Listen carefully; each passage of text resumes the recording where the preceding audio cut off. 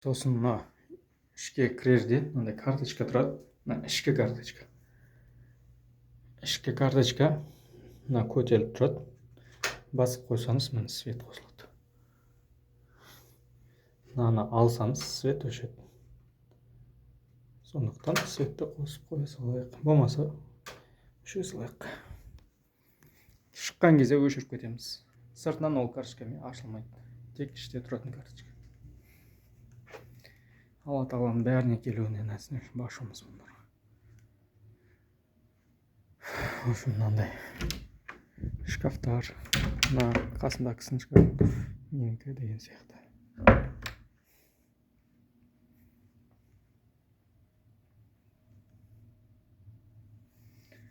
Бірінші күні шашты үйістіп, лысый болып істейсіздер.